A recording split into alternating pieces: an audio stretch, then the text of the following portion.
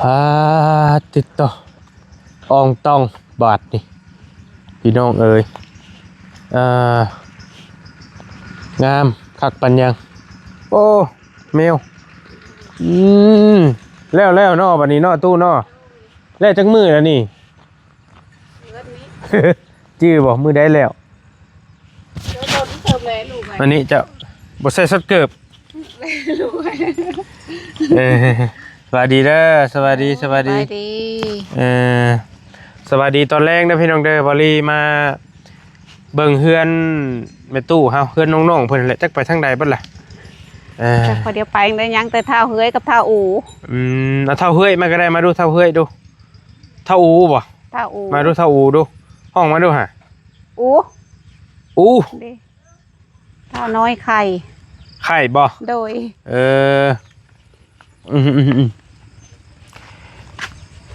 เฮือนที่บอลี่เฮ็ดให้แหละเป็นสะพานบุญต่อให้จากเอื้อยใจดีเพิ่นถือว่าแล้วพี่น้องเอ้ยเนาะแล้วขั้นตอนก่อแล้วก็ขั้นตอนเทพื้นหั่นน่ะเดี๋ยวสิมาย่างพาพี่น้องย่างเบิ่งมีแต่ผู้บ่ใส่เกิบสบายดีครับเนี่ยว่าน้องพี่น้องบ่เห็นภาพว่าเป็นเฮือนไผหั่นน่ะสบายดีเนาะแต่ก่อนน่ะเพิ่นสิอยู่พูนเฮือนหลังเก่าๆมันเซแฮงล่ะตอนนี้เซสิล่มล่ะตัวหลังเก่าเพิ่นน่ะที่บ่ได้มากับเบาแก้วตอนนั้นแรกๆเลยแล้วก็มาเพิ่นกำลังพากันนึ่งข้าวนึ่งน้ำอยู่แต่น้องๆเพิ่นนี่แหละมี3-4คนตอนน่ะแล้ววันนี้แล้วก็ทางเอื้อยเพิ่นมาแต่กรุงเทพแน่ได้ลูกใหม่แน่ลูกแฝดนั่นก็อยู่ร่วมกันหลายคน10ปลายแล้วเนาะ10ปลายคนพุ่นน่ะ13พี่น้องเอ้ย13พอดี13ทางเด็กน้อย2คนนั้นโอเคบอลลี่เบิดงบแล้วโจ้ไว้ชำนี้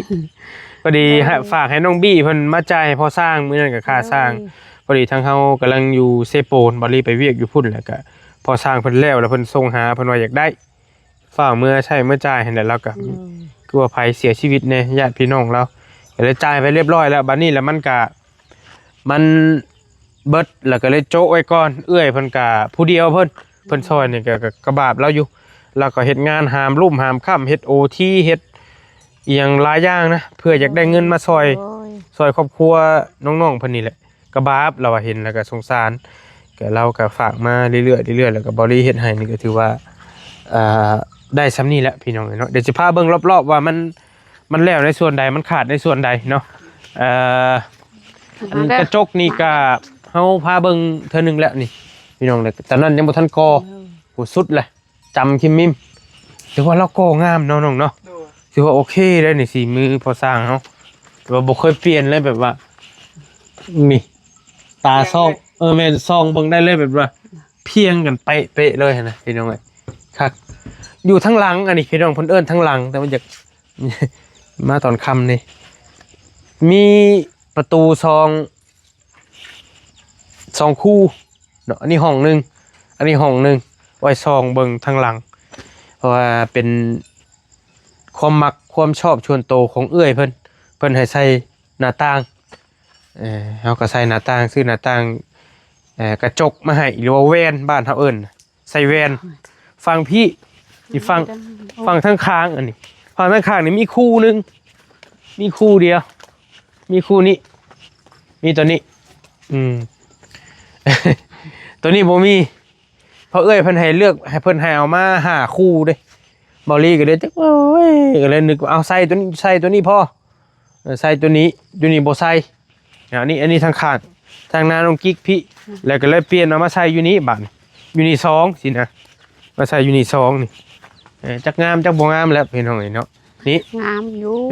ลูกอ่ะใส่มาพี่เห็นมันส่องเห็นทงหน้าเด้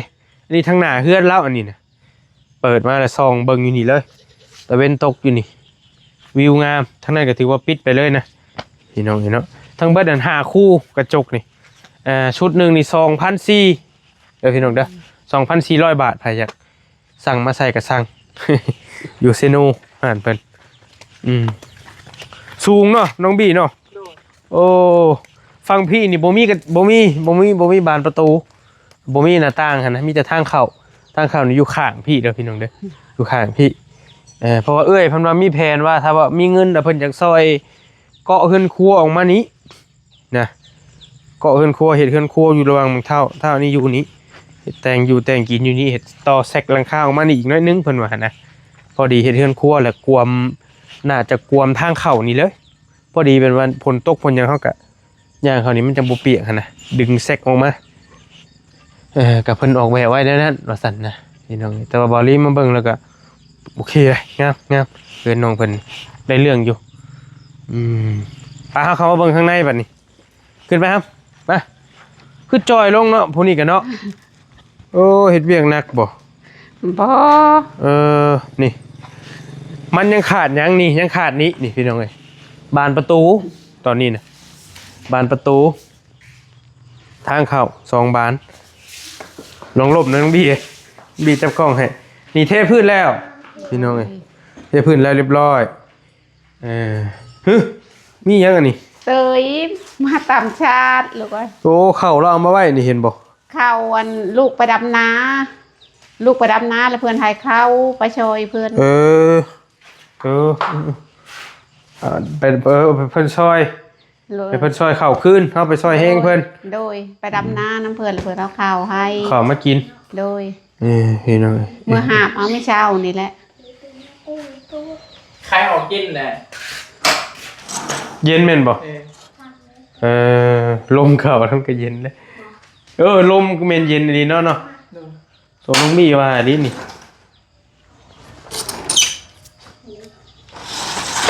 โอ้ก็ได้เสียงขอเสียของมันคือเปิดพร้อมกันบ่ได้เนาะมันต้องเปิดฟังใดฟังหนึ่งเห็นไหมนี่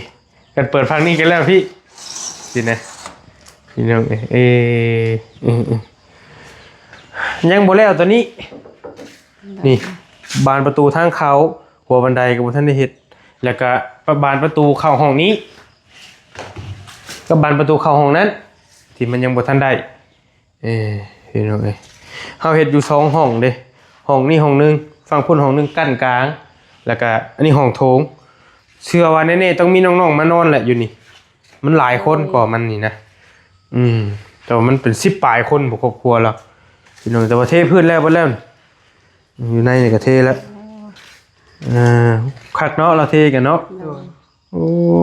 สีมือสร้างบ่ธรรมดานางอีเข่ามือให้มาหมายไว้นี่นางอีนี่โอ้ห้อยน้องอีกันไปเห็นอยู่ป่านี่ห้อยเมียนเป็นห้อยบ่พันตีไปต่างๆนานานะห้อยนั่นห้อยนี่แล้วนี่เห็นแล้วนี่เอาทูบเอายังมาจูบมาไหว้แล้วนี่นะดีเป็นอยู่เพื่อนน่ะนี่นี่เลยน้องอีอยู่นี่ห้องนึงพี่น้องแต่ว่าเขาขอมานี่กับยูนี่ก็ถึกแล้วยูนี่เขาบ่อยเห็นเลยนะปิดเลยปิดเลยแล้วก็อาจจะมานอนหันหัวมาพี่บ่หรือว่าใดก็แล้วแต่มองคำว่าบ่ได้นอนก็แม่นนอนอยู่ห้องก็แล้วไปเก็บเครื่องสุดแล้วแต่ผู้อยู่อยู่นี่อีกห้องนึงนี่พี่น้องเนาะตัวนี้สิเป็นหน้าต่าง2คู่เลยนี่ถูกมั้ยคันบอลี่อยู่นั่นบอลี่สิเลือกมานอนห้องพี่เห็นเป็น2นิ้วนะแม่นบ่เจ้าว่าบ่การสมมุติว่าเฮือนเฮาเองเนี่ยนะสิมาอยู่นี้เฮานี่คำว่าอยู่นี้แต่ยอมรับพอสร้างเพิ่นโอเคเลยสีมือเพิ่นเงียบเนาะแม่แบบโป๊ะเชะเลยนะมันต่างกันหลายคักๆกับยังบ่ได้โบกหั่นแหละพี่น้องยังบ่ทันได้โบกครับเรามีเงินแหละก็อาจจะเป็นขั้นตอนโบกหรือว่านี่แหละสาบบ้านเฮาถูคือว่าพอสร้างแล้วสิเอาน้ำ11,000หรือ12,000นี่แหละโบกบนเฮือนนี่โดยนอกในโดยประมาณนี้ประมาณนี้แหละแล้วมันก็สูงแน่เรา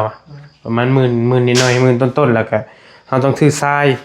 ซื้อปูนให้แล้วมั้ยมันมี2อย่างแค่นี้แหละโบกผสมปูนกับทรายแล้วมาถูบัดนี้ปูนหมดนี้ยังเหลือโฉบนึงปูนยังเหลือ2เนาะโฉบนึงแล้วยังเหลือ2นึงโอเคพี่น้องก็อยากเอาหน่อยนึงเพราะว่าปิดนี่ไว้เด้ โดย เอ้า เย็นปะ มันก็ใครอยู่อาการเก่าเลย ป้าไปเลยก็เอ้าเฮงเออเอ้าโอเคนี่เนาะนี่เนาะมาออกมานอกพี่ตู้บัดนี้เอากะว่าโอ้พี่น้องพี่น้องกะว่าในใดตู้เฮาสิมาอยู่มื้อใดแบบใดมันก็ยังบ่100%เนาะ โดย มื้อใดสิมาอยู่เฮือนใหม่ครับฮะบ่ฮู้อยากมาอยู่แล้วบ่ยังอยู่เอาแล้ว ติดใจอันเก่า ติดใจเถียงหน้าน้อยอยู่บ่แต่เขาสิว่าแนวใดยังคาประตูนี่แหละยังหน่อยก็เบิ่งไปไล่เบิ่งเงินมันสิจุบอยู่บ่บ้านประตูนี่คันว่ายังหน่อยครับปิดตัวทางเขาเนาะใครนี่ปิดตัวนี้ ใหญ่เนาะ ปิดประตูใหญ่2อันตับตัวนี้ก็ยามันเนาะปิดแต่ตัวนั้นแล้วก็เฮายังมาอยู่พี่ก็มานอนก่อนหั่นน่ะสมมุติว่าแต่ว่าคันตอนนอนนี่ต้องเปิดหน้าต่างไหนพี่น้องเอ้ยบ่เปิดนี่สมควรอยู่เอ้าเติบอยู่แม่ตู้ยังบ่ได้ฮ้อนบ่ยังบ่ได้ฟ้ายังมาอยู่บ่ บ่ เอาตาม ยัง แล้วลูก แล้ว ใจอยู่ เอ้ย แต่ว่าจักยามใดได้เด้อจักยามใดสิแล้วเพราะเอ้ยเพิ่นก็เพิ่นถ้าบ่พังเบิ่งทางเงินเดือนออกเพิ่นว่าสิ โดย ส่งมาซอยอีกแต่ก็เพิ่นก็เอาก็ซอยหลายก็กระบะเพิ่นอยู่เอ้ยก็ได้เอ้ยเพิ่นอยู่ต่างประเทศเพิ่นละผู้เพิ่นซอยมาตลอด แต่ก่อนก็มีหลายคนซอยอยู่ชุดหลังคาชุดหยังนี่แต่ว่าวันนี้ล่ะมันก็ผู้ใหญ่เพิ่นก็เงียบไปแล้วก็ยังเหลือแต่เอ้ยเพิ่นผู้เดียวหั่นนะสมมุติว่าอันทั้งแม่ตู้แบบว่าเกิดพายุมาอีกรอบนึงมันอยู่ยากลำบากแหละแม่ตู้อยากขึ้นมาอยู่ก่อนก็ได้เด้อ โดย เจ้าก็เฮ็ดพิธีคือเจ้าน่ะสิฮู้อยู่ดอกพิธีขึ้นเฮือนเฮาก็ขึ้นมานอนมาหยังก่อนแล้วก็ขึ้นไปแล้วคันมีเงินมีทองเฮาอยากเฮ็ดจัดวิธีขึ้นเฮือนใหม่น้ำหลังก็แล้วแต่หั่นนะตอนนั้นก็ได้เพราะระหว่างนี้จังหวะนี้เข้าพรรษาแล้วนี่เนาะ โดย เข้านี่เพิ่นห้ามแม่นบ่ โดย เด้สมมุติว่าเจ้าอยากเฮ็ด โดย บ้านเฮาเพิ่นสิเอิ้นครอบเฮ็ดพิธีนะ โดย ครอบขึ้นแล้วก็มีคนหนึ่งบ่หรือ2คนขึ้นมาพากันขึ้นมานอนก่อนเอาเลิกเอาใช้แล้วก็แล้วระหว่างหันเฮาก็ฮุบขึ้นมานอนก็ได้บัดหรือว่าถ้ามันแล้วปีหน้าฟ้าใหม่หรือว่าเฮาเฮ็ดเฉลิมฉลองเฮือนใหม่เฮาก็จังเฮ็ดก็ได้หั่นนะ โดย นี่ก็ชุดแล้วแต่เจ้าเด้อ โดย ถ้าอยากพากันขึ้นมานอนก่อนก็ขึ้นมาก็ได้ชุดแล้วแต่บ่มีปัญหาตอนนี้ยันว่าก็เห็นใจเราอยู่เพราะว่าอยู่พุ่นมันก็แม่นอยู่ช่วงพายุบ่มีนี่ โดย ช่วงฝนลิ้นคือช่วงนั้นแม่นบ่ โดย โอ้อยู่ยากแท้ใดพี่น้องบ่แม่นว่าเอาได้ ลูก ยังหั่นแหละยังหั่นแหละพายุมาช่วงอาทิตย์หนึงจนมันลิ้นตลอดโอ้อยู่ยากแท้อันนี้มันก็โอเคมันแล้วบ่เลยเด้ โดย ยังคาแต่บานประตูนิดเดียวนึงที่ซื้อ โดย บ่รีบไปไล่เบิ่งเงินก่อนเงินเก่ามันก็เหลือ500-600 บาทนี่บ่มันก็สิเฮ็ดหยังบ่ได้เลยนะ ประตูโอ้ยมันเป็นประตูใหญ่เนาะ แม่น กัน 4-5 แสนบ่ได้ใบหนึงนะ ใบหนึ่งฮะ ฉันจำบ่ผิด น่าจะประมาณล้านป้ายน่าจะ แม่ชื่อไปเฮือนสายฟ้าน่ะแพงเติบอยู่ได้พี่น้องอีกก็เบิ่งตัวจริงก่อนนี่แหละก็มาถือว่ามามื้อนี้มาส่งมอบเพื่อนให้เรามอบเพื่อนถือว่าเสร็จแล้วในขั้นตอนก่อถ้าว่าเฮาบ่มีเงินผู้ใหญ่เพิ่นบ่ซอยต่อเลยก็อยู่ได้แล้วนะส่ำนี้ก็ได้อยู่ได้แล้วสบายมีแต่เฮาเอาศาสตร์มาปู โดย ที่เหลือก็พากันมาอยู่มานอนมันเหลือแต่นี่แหละใบหนึงอันนั้นใบหนึงไอ้ประตูนั่น2ใบเป็น4ใบนะ4บานที่นี่ก็ได้แล้วพี่น้องอยู่ได้สบายก็ถือว่าหายห่วงนำแล้วเพราะว่าบานหน้าต่างนี่มันก็เป็นชุดของมันเองเด้ตัวนี้มันบ่มีปัญหาอยู่แล้ว มันงามอยู่แล้วตัวนี้เรียบร้อยแล้วพี่น้องเนาะพี่น้องอยู่ห้องได้หำสมมุติว่าได้มาอยู่ บอกว่ามัน ห้องได้เจ้าห้องนั่นกับห้องนี้ ห้องนี้ อยู่ห้องนี้ เลย เป็นยังห้องน่ะจังบ่อยู่ บ่ มักห้องนี้ เลย มักคือกันเลยนี่คิดว่านอนอยู่นอกพี่ไปจักเจ้าให้เบิ่งเนี่ย บ่ น้อยนอก ผู้ใหญ่นอนในเพิ่นว่า เท่าอูนี่ โดย แต่ว่าคันเด็กน้อยเนาะหลีก็หลายได้หลายคนอยู่ได้อ้ายวะถ้าเขาเจ้าบ่ตีกัน โอ้ยได้เป็น10เนาะในห้องนี่น่ะพี่น้อง แต่ เสีย มันกว้างฮอตอยู่ดอกกว้างชิปมันลูก แต่มันก็บ่ปานนั้นดอกพี่น้องมีเด็กน้อยมีจักคนมี1 2 3 6คนบ่ โดย เบิดแต่ว่าเพิ่นยังนอนห้องนํกันมีตู้นอนนํก็ยังได้มีแต่ผู้นี้น้อยนึงนะบ่ได้ใหญ่ โดย กว้างงามเสียแต่บ่มีไฟฟ้าหั่นแหละพี่น้องไฟฟ้ามันไกลแฮง ไทย มันไกลเราอยู่จากนี่ไปบ้านนี่ประมาณได้อยู่2ลักถ้าสินิ่งไฟฟ้ามากกับปาด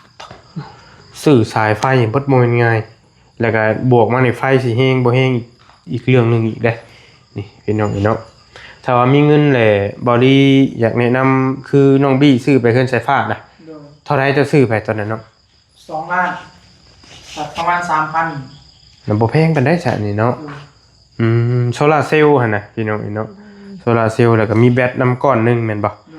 มีได้แบตพร้อมบ่2ล้านน่ะ ได้ครบเซตเลยนะ โอ้ มีได้เอามาเปิดใส่เลยมุ้งเข่าได้เสียบไฟยังสบายเลยสับแบตยังได้เบิด ส่วนตัวอ้ายน่ะถ้าสมมุติว่าเป็นเฮือนบอลี่นี่อย่างน้อยขอให้มันเปิดพัดลมได้นี่นะสากแบตโทรศัพท์ได้ก็ยังไข่หั่นนะตู้เย็นนี่เฮาบ่ว่าแล้วตอนระยะมันเปิดพัดลมได้ให้มันพอบ่ร้อนนี่นะนิ่งสายก็ได้ ลมค่ะประมาณตัวขักประมาณ10,000 กว่าบาทนะแบบมันกุ้มนะคือเขาใช้ผ้าบกุ้มได้ประมาณแป๊บเดียวของเสื้อผ้าประมาณ10,000ปลายเนาะประมาณ10,000ปลายเลย 15,000นี่ได้นะกุ้มเบิดคืน ประมาณ15,000 โดยมันสิได้แผ่นใหญ่เลยเนาะแผ่นโซ ได้แบตใหญ่แผ่นใหญ่ แผ่นโซล่าร์เซลล์แล้วมาแปะเลยสังกะสีนี่พี่น้องไอ้ทำมันแดดคักนี่บักพัดลมจัก3โตะห้องนี้ตัวนึงห้องนั้นตัวนึงนี่ตัวนึงใกล้เด้ขอให้เปิดพัดลมได้นะสะโทรศัพท์ได้ก็โอเคแล้วพี่น้องเฮาตะกี้บ่รีว่าสิเฮ็ดเฮือนไม้แต่ว่ามันจักแนวใดเฮือนไม้อยู่ปากแล้วเอ้าไปเฮือนดินซะใครแน่นี่โอเคแล้วพี่น้องอันนี้ก็ได้อยู่ประมาณ1 2 3นางป๋าเป็น4นางอีเป็น5และเท่าอย่างอีกผู้หนึง น้อย เท่าน้อย เป็น6ผัวมีตู้อีก7ลูกสาวแล้วอีก2คน8 9ผัวเพิ่นอีกเป็น10ลูกแฝดอีก2เป็น12 13 เมตู้13 13บ่ทั้งเบิดนี่ โดย ที่13คนทั้งเบิดเลยเด้พี่น้องเนาะครอบครัวเรานี่โลปลายมีทั้งแม่ห้างแม่ 2ผ้าขาว มีทั้งแม่ห้างแม่หยังอยู่นํกันหลายคน พาเข้าโลแลรวย แม่ถ้าสมมุติลูกสาวเราก็ยังโสดได้ผู้หนึงน่ะแม่เราอ่ะแม่ผู้นี้ โดย ยังบ่ทันได้เอาผัวได้ โดย พี่น้องเนาะยังเป็นแม่ห้างถ้าได้ลูกเคยมาอีกเป็น14แบบนี้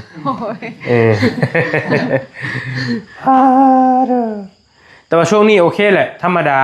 บ่เป็นช่วงพายุเข้าช่วงยามพายุเข้าเป็นอาทิตย์เป็น2อาทิตย์ลิ้นตลอดคือช่วงบริลงลาวใต้น่ะพอจังได๋ก็ต้องได้ฮุบมาอยู่พี่ช่วงนั้นยังบ่แล้วแม่นบ่นี่ยังบ่ทันแล้ว เพิ่นบ่ทันได้เทพื้น ยังกำลังก่อสร้างแล้วก็ช่วงยามหนาวเฮาสินึกเห็นเฮือนก่อเข้ามันอุ่นเด้พี่น้องอุ่นยามหนาวนี่ถ้าว่ายามร้อนโอเคบ่จะเข้าปานใดแล้วมันร้อนแต่ว่าบางเฮือนดินถ้าเฮาเข้ามาบางทีมันก็เย็นเฮือนได้เป็นยินนี่เฮือนดินนี่พี่น้องเข้ามากลางเว้นก็เย็นได้ด้อยก็ฟังเบิ่งพี่น้องเราสิเฮ็ดจังได๋ก็บ่รีก็มาบอกว่ามันแล้วเราจะขึ้นก่อนก็ให้เราขึ้นเห็นนะเฮาจะสิได้มาแต่งเติมอีกมื้อใดแต่ว่าเบิ่งนี่แหละไปไล่เบิ่งเงินเก่าก่อนถ้ามันพอบานประตูก็สิซื้อมาใส่ให้ซื้อตัวนั้นแหละใส่ตัวนั้นให้ก่อนหั่นนะใส่ตัวทางเข้าเผื่อเราอยากมาอยู่ก็แม่นปิดตัวนั้นตับแล้วก็ขึ้นมาอยู่มานอนตัวนี้ก็เผาก่อนถ้ามีแล้วจังซื้อมาใส่ตัวนี้มันอยู่ในอยู่แล้วเด้ก็โอเคแล้วเพิ่นออกแบบให้คักอยู่แต่ แต่กี้บอลี่บอเชียดคือเฮือนน้องน้อยหั่นแหละมันก็คือหอมแม่นคือเอ้ยเพิ่นว่าอยู่ว่าสิกั้นในห้องนี้อยู่ห้องนึงนะปะไว้หั่นแต่ว่าเฮามีหน้าบ้านเด้มีหน้าบ้านแต่อันนี้มันเข้ามาแล้วมันกว้างข้างในแต่บ่มีหน้าบ้านนั่นแหละมันก็เป็นห้องโถงใหญ่เลยเข้า2ห้องเขาท่าเนาะจักสิว่าเบิดเท่าใดบ่ได้สร้างจดไว้บอลี่ก็เทื่อสั่งมาเทื่อเล็กเทื่อน้อยแต่พอเฉพาะชุดหลังคาหั่นรวมทั้งไม้รวมทั้งสังกะสีรวมทั้งค่าสร้างน่ะบริไลเบิ่งประมาณ 50,000 น้องบีเจ้ากำลังสิเตรียมเฮ็ดเฮือนน่ะคัดซ้ำนี่ได้เฮือน9ต้นนี่นี่สังกะสีไม้มันก็เบิดห่วยมัน10ปลายล้าน11ล้านพุ่นบ่ไม้น่ะได้เฉพาะไม้นี่ซื่อๆนะแล้วก็สังกะสีอีกเบิด9ล้าน10ล้านบ่สังกะสีก็ค่าสร้างอีกเด้ค่าสร้างเท่าใดเราเอา 15,000 บ่เรานะประมาณนั้นแหละพี่น้องมันก็เบิดหลายอย่างวันนี้ขั้นตอนก่ออีกนี่บล็อกนี่ก็บ่ได้สั่งมาชุดแรกนั่น1,000ก้อนสั่งมารอบ2อีก400เหลือบ่ตุ เหลือฮอดบ่ซาวก่อนก็สิวางหั่นแหละลูกไว้ธรรมดาซำนะพี่น้องเนาะประมาณ 1,400 เพื่อมันแตกเพื่อมันหักเบิดนี่ปูนยังเหลือสอบนึงปูนเหลือสอบนึงเนาะโดยพี่น้องเทพื้นอีกเด้กันมีเงินติดกะโลให้เย็นจังค่อยว่ากันเฮ็ดเฮือนนี่แบบบ่มีไฟฟ้าเลยเด้พี่น้องเพิ่นเฮ็ดนี่ได้แม่ร้อยกับอยู่ช่างก็ยอมรับเลยบ่ได้มีไฟฟ้าเลยตั้งแต่เริ่มต้นเลยป้อต่อใส่เลื่อยใช่เลื่อยแน่แล้วก็สวรรค์แบบสากแบตนะสากแบตเอาแล้วก็ได้แน่แล้วก็ได้ถือว่าโอเคอยู่ใส่ติดโบกติดบานกระจกนี่ก็บ่ได้มีไฟฟ้าเลยวะได้จ้อยบอลี่อันต่างจ้างต่างหาเล่าแหละพอสร้างกันเทพื้นกับกอบวกกันพอดีเป็น10 ล้านกี่กอน้ำเทพื้นน้ำ2อย่างพอดีเป็นถ้าว่าเป็นเงินบาทก็ 15,000 บาทถ้าว่าเป็นเงินกีบก็พอดี10 ล้านกีบเนาะประมาณนี้แหละพี่น้องก็พอจ้างพอเฮ็ดถามเราอีกพอช่างเราบวกเราก็บ่ค่อยมีงานนี่เราก็อยากเฮ็ดงานเราก็อยากหาเงินเท่านั้นเราก็เฮ็ดต่างซอยกันนะแต่ว่าเขาจ้างช่างอื่นหรือว่าจ้างอย่างมันบางช่างบางคนก็บ่ได้หรอกราคาบ่ได้เพิ่นต้องเอาแพงกว่านี้นะเฉพาะโกเนี่ยเพิ่นก็อยากเอาได้หลายเติบแล้วมันสูงเด้พี่น้องเอ้ยหลายเติบอยู่เด้เนาะแล้วว่าส่วนโบกนี่เราจะได้10,000 เอสหรือ 12,000 แล้วโบกนี่คือสาดทางนอกทางในเลยประมาณนี้แหละพี่น้องเนาะไปของนอกสิมาปะแล้วบัดนี้ฮ้อนแล้วบัดป้าหันก่อนตุ๊ป้าหันก่อนไปโอ้คักๆเลยออกมาเย็นเฉยอยู่หันฮ้อนไว้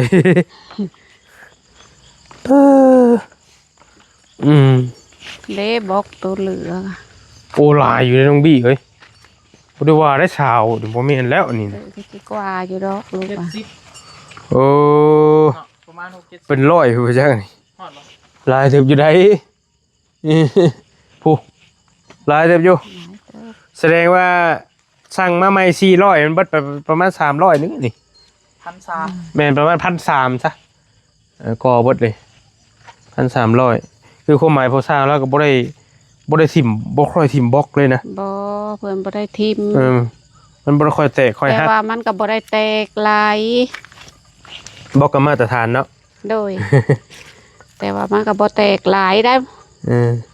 เพิ่นก็แถมให้ได้ 1,000คือว่าแถม10 ก้อนบ่เพิ่นแถมให้นะก็แถมให้อยู่ได้เพื่อมันเตะมันหยังหั่นแหละโอเคมานี่แหละมานั่งอยู่พี่ก่อนสิให้เจ้าขอบใจขอบบุญขอบคุณเอื้อยจะดีเพิ่นแล้วก็สิกลับแล้วเฮาก็ได้มืดแล้วทางก็เปื้อนก็ได้พี่ก็ได้เนาะได้ขอบใจมาตู้เฮามานั่งกันลูกมานั่งกันมายับเข้ามานี่แม่ยับเข้ามามา ก็มีแต่มื้อนี้ถือบริถือโอกาสมาส่งมอบเพื่อนให้ยายเรามาส่งมอบเพื่อนมอบซานให้แล้วก็ถือว่าเรียบร้อยเด้อตู้เด้อมานี่ก็มันบ่ไงก็งบช่วยนำเบิดแล้ว โดย ถ้ามันมีอีกเฮาสิมาเติมให้อีก โดย ก็มีแต่มาแจ้งเจ้าคือเฮาเว้าหั่นแหละ โดย ถ้ามีตู้ว่ามันอยู่หั่นถ้าว่าผลลิ้นผลหยังอีกถ้ามันลำบากอะพากันฮุบมาขึ้นมาอยู่พี่ก่อนก็ได้เด้อ โดย ถ้ามันมีเติมอีกเฮาก็สิมาซอยเติมอีก โดย สำนีก็อยู่ได้แล้วพี่น้องสบายแล้ว โอ้ย ไม่มีปัญหา มีแต่ฝากมีตู้นบมือขอบมกขอบใจ โดย เอื้อยใจดีเพิ่นอยู่ต่างประเทศเด้อที่เพิ่นซอยเจ้า แล้วก็รวมถึงผู้ใหญ่ใจบุญที่เพิ่นซอยมาแต่ก่อนตั้งแต่ตั้งเสาเทคานจนแล้วเนาะ โดย ผู้เล็กผู้น้อยผู้ร้อยผู้พันซอยกันมาก็จนได้เฮือนหลังหนึงพี่น้องเนาะ โดย ฝากปักหำก็มีตู้นบมือขึ้นแล้วก็ขอบมกขอบใจเพิ่นเน่เนาะอ่ะนบมือขึ้นน้ำกันลูก นี่แล้วทางทางพ่อทางแม่ใคร โดย มีแฮงเด้อบ่เจ็บบ่ให้ได้ความใครบ่ให้มีเด้อแม่เด้อแม่ร่ำแม่รวยแม่เอ้ย โดย ความก็บ่หลายละลูก สาธุเนาะอ่ะบอลี่ในตังหน้าที่เป็นสะพานบุญผู้มาก่อตั้งให้เนาะก็จะต้องขอขอบใจทางผู้ใหญ่ใจดีหรือว่าผู้ใหญ่ใจบุญบัดสุขุสุคนบัดทุกท่านเนาะเพราะว่าสิเป็นทางน้องบี้เน่ก็มีทางบ่าวตูนก็มีแล้วก็ทางทีมงานอีกหลายคนทางบอลี่เน่นะผู้ใหญ่ใจดีเพิ่นซอยมาผู้เล็กผู้น้อยผู้ร้อยผู้พันจนได้เป็นเฮือนหลังหนึงเนาะยังขาดอีกบ่หลายพี่น้องก็ต้องขอบใจเป็นอย่างสูงเนาะให้ผู้ใหญ่ใจดีผู้ใหญ่ใจบุญบัดทุกท่านอยู่ดีมีเฮงให้โชคให้มานให้ตลอดปลอดภัยเนาะเดินทางขึ้นเหนือล่องใต้ก็ให้มีแต่คนหักคนแพงเนาะเดินทางไปทางใดมาทางใดก็ให้พ่อแต่สิ่งดีๆให้เดินทางตลอดปลอดภัยเนาะให้เฮงๆปังๆร่ำๆรวยๆอยู่ดีมีเฮงเด้อเนาะที่ซอยน้องๆเพิ่นสาธุไปสำหรับคลิปนี้เฮาขอโตวลาไปก่อนอยู่ดีมีเฮงโชคมานสวัสดีเด้อพี่น้องเด้อไปบ๊ายบายเดี๋ยวแม่นำมาเอาขนมมาสิเมื่อปะแล้วอ้วมมืดโอ้หลายทางไปนี่ขนมให้พ่อทำเพิ่นก่อนของฝากของต้อนให้ก่อนมีอย่างเด็ดบ้านนี่ทำมานี่ข้าวเจ้าไปหุงกินเด้ออย่าลืมเอาข้าวเจ้าเด้อจะเป็นลงหนึ่งเด้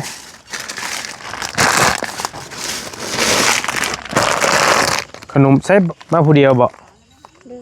โอเค